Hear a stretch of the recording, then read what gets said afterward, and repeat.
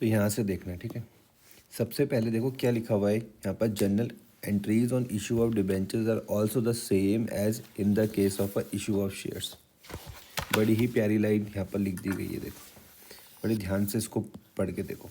वो क्या बोल रहे हैं, जनरल एंट्री कब की, इशू ऑफ डिबेंचर्स की। किसकी तरह है, बिल्कुल सेम है। किसकी तरह सेम है, जैसे आपने इशू ऑफ शेयर्स में पढ़ी थी। इसका मतलब अगर बच्चे को इशू ऑफ शेयर्स की एंट्रीज याद है तो उसको इशू ऑफ डिबेंचर्स में कोई भी दिक्कत नहीं होने वाली। लेकिन अगर उसका खेल यहीं पर ही ख़त्म है इशू ऑफ शेयर्स में, तो यहाँ पर भी उसको दिक्कत होगी। अब डिफरेंस क्या है, ये तो हमने क्या देख ली, सिमिलैरिटी। अब हम देखते हैं कि डिफरेंस क्या है। Difference is that debenture account will be open in place of a share capital account. क्या डिफरेंस है, अगर आपको याद हो, देखो जैसे पहले क्या होता था, मैं एक एंट्री से समझाता हूँ। अगर आपको याद हो तो वहाँ पर हम लोग क्या लिखते थे, bank account debit to share application account, याद आ रहा, bank account debit to share application account. अब हम शेयर की जगह किस वर्ड का इस्तेमाल कर रहे हैं, डिबेंचर का वर्ड का इस्तेमाल करें, बाकी सब कुछ सेम है। तो डिफरेंस क्या दिख रहा है आपको, कि हम लोग क्या ओपन करके चलते हैं डिबेंचर अकाउंट किसकी जगह पर, शेयर कैपिटल अकाउंट की जगह पर। अब आप मुझको कहोगे कि यार ये 8% क्या है, मैंने कहा पूरा डिबेंचर का नाम है 8% डिबेंचर। तुम बोलोगे फिर भी बताओ मुझे 8% क्या है, मैंने कहा 8% है रेट ऑफ इंटरेस्ट। आई बात समझ में 8% क्या है, रेट ऑफ इंटरेस्ट। क्योंकि मैंने किस तरीके से समझाया था आपको, अगर ध्यान हो तो मैंने आपको इस तरीके से समझाया था कि हमारी कंपनी ने क्या करा, डिबेंचर्स इशू करे। क्या इशू करे, डिबेंचर्स इशू करे, और बदले पर उसको क्या हुआ, मनी रिसीव्ड हुई। हमारी कंपनी ने क्या इशू करे, डिबेंचर्स इशू करे, बदले पर उसको मनी रिसीव्ड हुई। और मैंने तुमको बताया था कि डिबेंचर्स इशू करने का मतलब क्या है, आपके दिमाग में क्या आना चाहिए भैया, लायबिलिटी आनी चाहिए। फिर तुमने मुझसे पूछा था भैया कौन सी लायबिलिटी, तो मैंने कहा लॉन्ग टर्म लायबिलिटी। आ रही है बात समझ में या नहीं आ रही। तो कंपनी क्या कर रही है, जब डिबेंचर्स इशू कर रही है उसको पैसा मिल रहा है तो उसकी लायबिलिटी क्रिएट हो रही है, और इसी टाइम वो डिसाइड कर देगी कि हम किस रेट ऑफ इंटरेस्ट के साथ, ये डिबेंचर्स होल्डर्स के पैसे क्या करेंगे, वापस करेंगे। आई बात समझ में आई। इसको आप कई बार किस रेट से भी जानते हो, कूपन रेट के नाम से भी जानते हो। किस रेट से जानते हो, कूपन रेट के नाम से भी जानते हो। तो अब कभी तुमको अगर 8% डिबेंचर दिख जाए तो तुम समझ जाओगे, अगर तुमको 9% डिबेंचर दिख जाए तो तुम समझ जाओगे, अगर तुमको 11% डिबेंचर दिख जाए तो तुम समझ जाओगे। तुम बोलोगे यार ये क्या है, रेट ऑफ इंटरेस्ट है। क्लियर हुई बात या नहीं हो रही, इतनी बात समझ में आ रही। तो सबसे पहले मैंने क्या बताया कि जो जर्नल एंट्रीज है कब, इशू ऑफ डिबेंचर्स की, वो कैसी है, वो बिल्कुल सेम है। कैसी, in case of issue of shares. फिर मैंने डिफरेंस भी बताया कि डिफरेंस क्या है, हम डिबेंचर अकाउंट का नाम इस्तेमाल करेंगे किसकी जगह पर, शेयर कैपिटल की जगह पर। क्लियर हो गया। डिबेंचर क्या है तुम्हारे लिए, लायबिलिटी है, और शेयर कैपिटल क्या है तुम्हारे लिए, कैपिटल है। आई बात समझ में या नहीं आ रही है।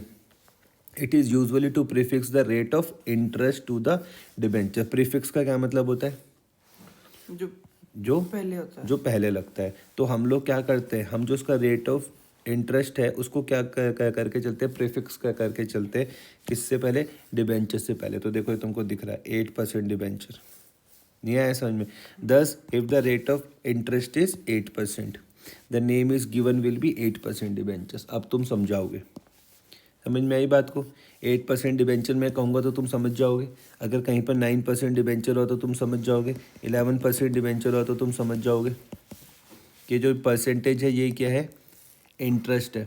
आई बात समझ में। और ज़रा कंपनी के पॉइंट ऑफ व्यू से बताओ कि ये जो मैं इंटरेस्ट ऑन डिबेंचर है, ये जो इंटरेस्ट ऑन डिबेंचर है ये कंपनी के लिए क्या है, इंटरेस्ट ऑन डिबेंचर कंपनी के लिए क्या है, बता सकते हो, बोलो। खर्चा है। तुमने कहा भैया ये कंपनी के लिए क्या है, एक्सपेंस है। क्लियर हुआ। एंट्री पर चलते हैं। आप बहुत तरीके से फॉर्मेट बनाओगे पूरा पता है ना फॉर्मेट। उसके बाद आप यहाँ पर एंट्रीज लिखनी चालू करोगे। Following entries will be passed on the issue of debentures assuming that debentures carry 8% interest. ठीक है, सेम वैसा ही है जैसे आपने वहाँ पर सीखा था। पहले हम किसकी लिखते थे? ऑन रिसिप्ट ऑफ एप्लीकेशन, यही करते थे। एप्लीकेशन का पैसा पहले मिलता था, हम लिखते थे वहाँ पर bank account debit to share application, यही तो लिखते थे, bank account debit to share application. याद आ रहा है? यहाँ पर हम क्या लिखेंगे? Bank account debit to 8% debenture application, सिर्फ ये फ़र्क है। देखो ये भी देखो कैसे सेम है, और अंतर भी देखो क्या अंतर है। क्या लिखेंगे हम? Bank account debit to 8% debenture application. अगर तुमको ध्यान हो तो वहाँ पर हम क्या लिखते थे? Bank account debit to share application. आ गया समझ में? Application money received. उसके बाद हम इस एप्लीकेशन मनी जो हमको मिलती थी उसको हम कहाँ पर ट्रांसफ़र कर देते थे? शेयर कैपिटल में। याद आ रहा है? अगर आपको ध्यान हो तो वहाँ पर मैं क्या लिखता था? On transfer of application money to share capital. याद आ रहा है? लेकिन अब यहाँ पर मैं किसका वर्ड का इस्तेमाल करूँगा? डिबेंचर अकाउंट का। एंट्री क्या बन जाएगी? 8% debenture application DR to 8% debenture account. इन दोनों को देख के तुम्हारे अंदर से एक बात आ रही होगी कि यार ये तो बिल्कुल ही सेम है, ये तो बिल्कुल ही सेम है। मैंने कहा हाँ जी। अंतर सिर्फ किसका रखना है? डिबेंचर का रखना है। और जो 8% दिख रहा है ये क्या है? इंटरेस्ट रेट है, तुम्हें पता चल जाएगा। उसके बाद अगर मान लेते हैं कुछ एक्सेस हुआ, एक्सेस भी तो होता था, याद आ रहा है? ओवर सब्सक्रिप्शन का केस याद आ रहा है? ओवर सब्सक्रिप्शन का केस आपको याद आ रहा है? तो देखो अगर एक्सेस मनी हुई, या मान लेते हैं on refund of a money totally rejected by application, जिसको हमने शेयर नहीं दिए, तो उनका पैसा हम लोग क्या करते थे? एप्लीकेशन के टाइम पर ही वापस क्या कर देते थे? एंट्री देखो वही बन रही, 8% debenture account debit to bank account. जिनका पैसा वापस कर रहे थे, एंट्री क्या बन रही है? 8% debenture application DR to bank account, application money return on rejected application. ये समझ में आई बात या नहीं आ रही? ये किस चीज़ का मैं रिफंड बता रहा हूँ? जिनको हमने कोई भी शेयर नहीं दिया। तो 8% debenture application DR to bank. तुम बोल रहे हो यार ये भी सेम वैसा ही है। उसके बाद अगर आपको याद हो जो सरप्लस रहता था एप्लीकेशन मनी का, है ना, उसका पैसा हम कहाँ पर ट्रांसफ़र करते थे? याद आ रहा? अलॉटमेंट में।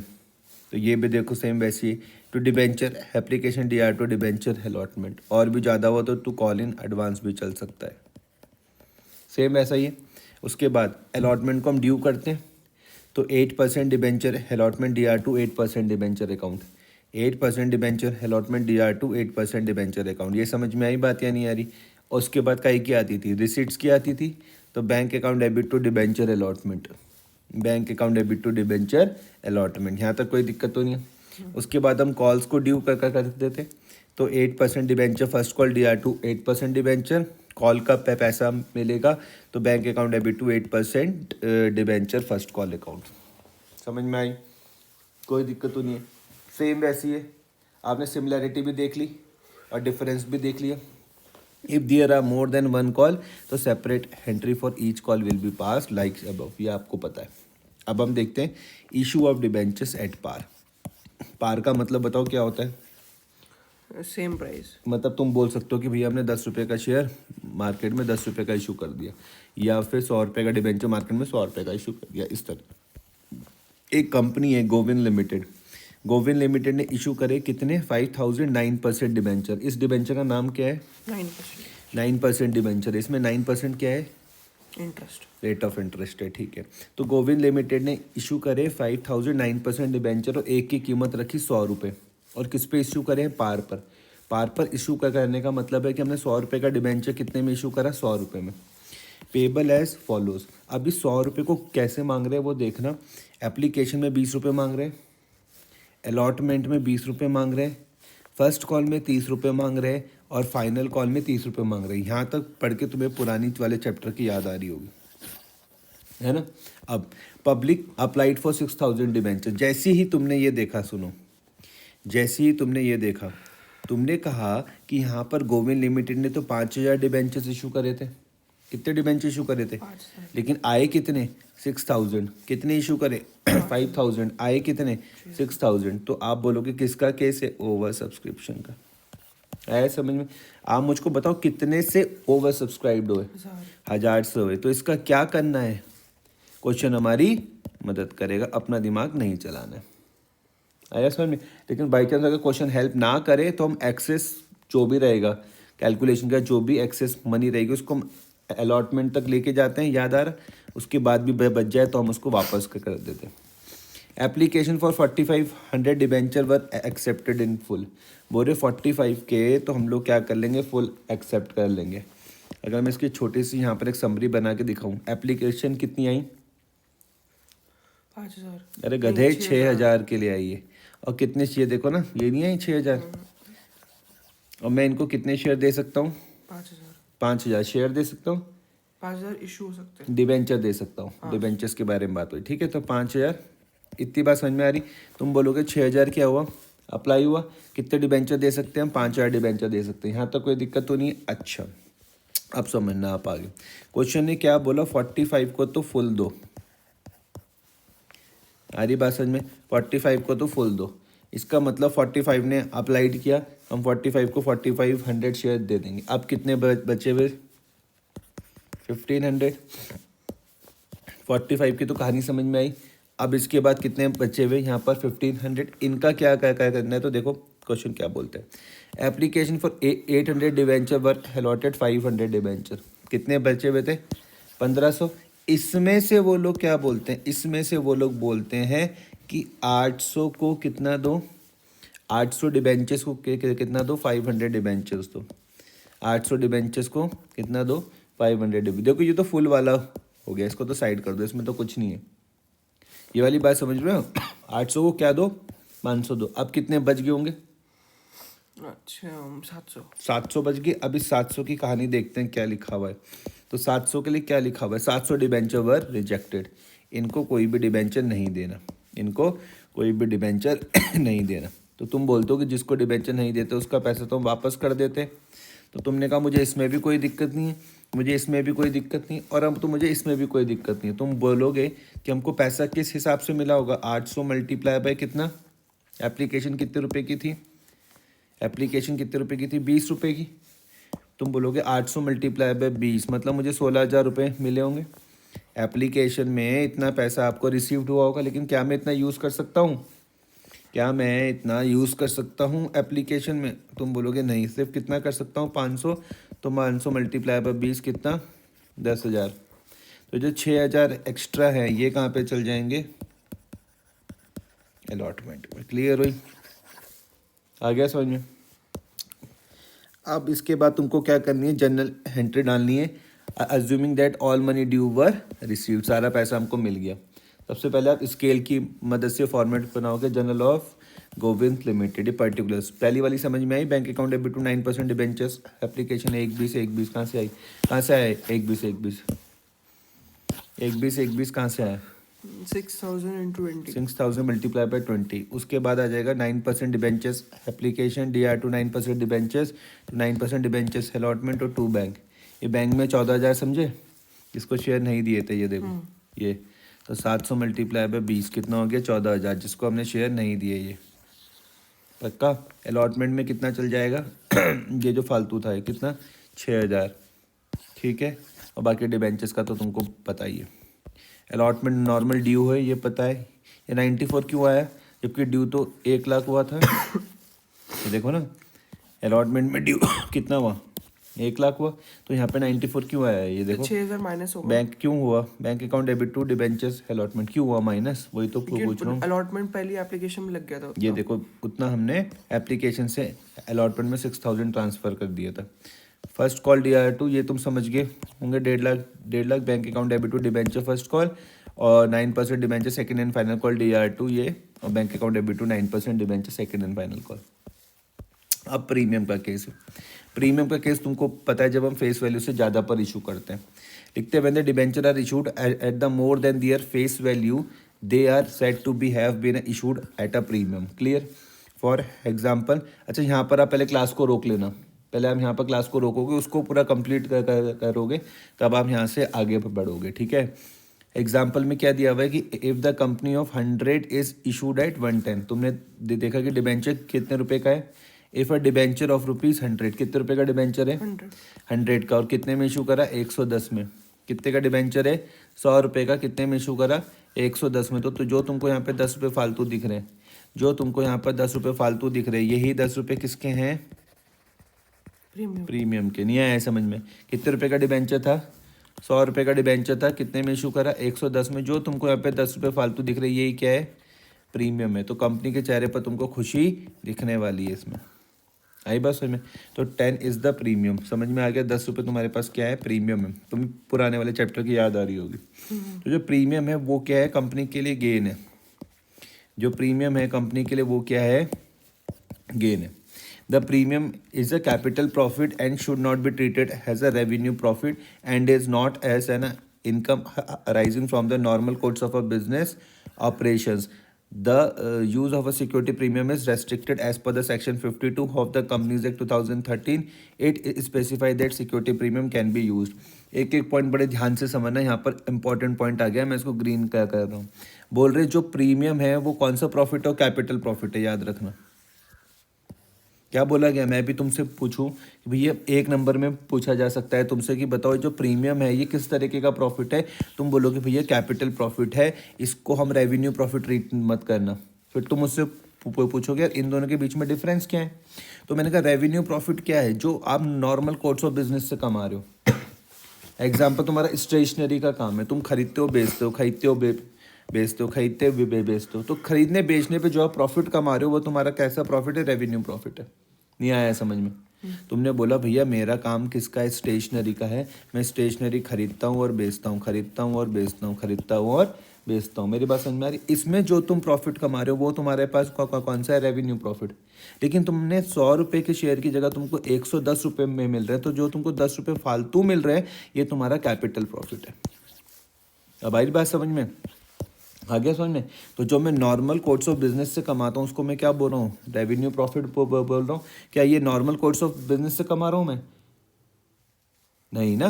ये तो मैं भैया 100 रुपये का डिबेंचर 110 का दे रहा हूँ। तुम इसको कुछ इस तरीके की समझ सकते हो कि मेरी लायबिलिटी तो सिर्फ 100 रुपये की हो रही है क्रिएट, लेकिन मेरे जेब में 110 रुपये आ रहे हैं। तो जो 10 रुपये फालतू आ रहे हैं तो मेरे चेहरे पर क्या दिखेगी?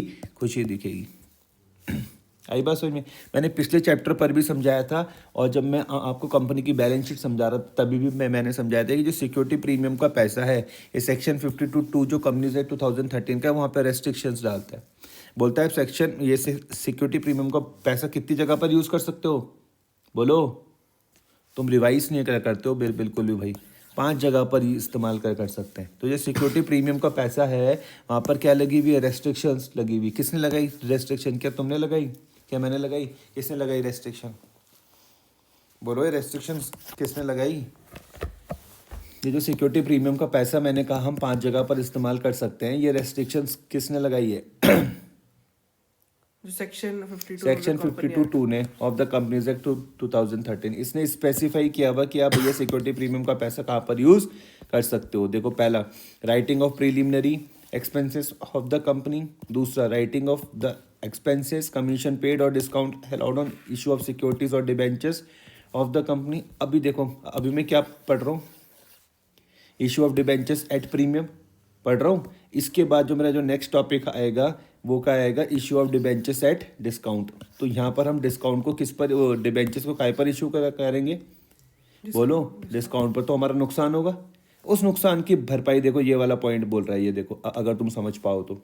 For writing off the expenses commission paid और discount allowed on issue of securities और डिबेंचर्स ऑफ द कंपनी। इसकी भरपाई हम कहाँ से कर सकते हैं? इस सिक्योरिटी प्रीमियम से। आई बात समझ में? Third, for issue of fully paid bonus share to the share holder of the company.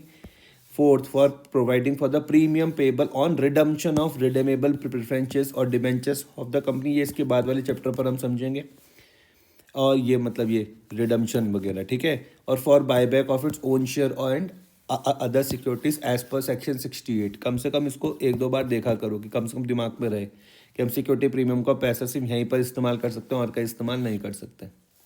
As stated earlier the name of the share premium has been change to the security premium. नहीं आया समझ में? ये समझ में आ गया? Since the debentures are also securities, तो debentures premium should be credited to the security premium account. Clear हो गया? डिबेंचर्स क्या सिक्योरिटीज होती है? आंसर है हाँ। तो जो उसका जो प्रीमियम में मिलेगा उसको भी हम कहाँ पर लिखते हैं? सिक्योरिटी प्रीमियम अकाउंट पर लिखते हैं। तो security premium account is shown on the equity and liability side of the balance sheet under the head reserve and surplus. बहुत ध्यान से समझना, जब आप इस क्लास को करोगे यहाँ पर आप रुक जाओगे। जब आप क्लास को करोगे यहाँ पर आप रुक जाओगे। तुम बोलोगे मैं रुक के क्या करूँ? अपनी वाली बुक खोलना जहाँ पे कंपनी की बैलेंस शीट दी हुई, अपनी वाली बुक खोलना जहाँ पर कंपनी की बैलेंस शीट दी हुई है, वहाँ पर तुम चेक करोगे कि सिक्योरिटी प्रीमियम कहाँ पर दिख रहा है। इतना तुमको डिसिप्लिन रखना पड़ेगा। यहाँ पर आप रुक जाओगे, समझ में आया? कंपनी की बैलेंस शीट पड़ी थी हमने, वहाँ पर तुम जाके देखोगे कि भैया सिक्योरिटी प्रीमियम कहाँ पर दिख रहा है। तो आप देखोगे सिक्योरिटी प्रीमियम हमको कहाँ पर दिख रहा है? Equity and liability side of the balance sheet under reserve and surplus. Clear हो गई बात या नहीं हो रही है? ये देख पाओगे? इसको ब्लू कर दूं मैं, देख लेना इसको। क्लियर हुआ? इंपॉर्टेंट नोट को समझो। अब देखो क्या लिखा हुआ है। The amount of security premium is presume to be payable along with allotment if not stated above. तुम बोलोगे ये वाला नोट तो हमने वहाँ पर भी पढ़ा था, ये वाला नोट तो आपने वहाँ पर भी पढ़ा था, शेयर वाले चैप्टर पर, है ना? अगर देखो सिक्योरिटी प्रीमियम के बारे में कुछ ना लिखा हुआ हो तो हम प्रिज्यूम क्या करके चलते हैं कि भैया वो किसके साथ मिला होगा? अलॉटमेंट के साथ, है ना? अगर सिक्योरिटी प्रीमियम के बारे में कुछ ना बोला गया हो तो हम क्या प्रिज्यूम करके चलते हैं कि वो किसके साथ पेबल हुआ होगा? अलॉटमेंट के साथ। क्या हर बात में हाँ मत मिलाना, क्या ये पढ़ा था हमने? सेम वो यहाँ पर भी है, इफ नॉट अदरवाइज। अगर बाकी में कहो तो बाकी में लेके चलेंगे। इलुस्ट्रेशन नंबर 2 देखो, ठीक है? इतना समझ में आया? यहाँ तक कोई दिक्कत तो नहीं है?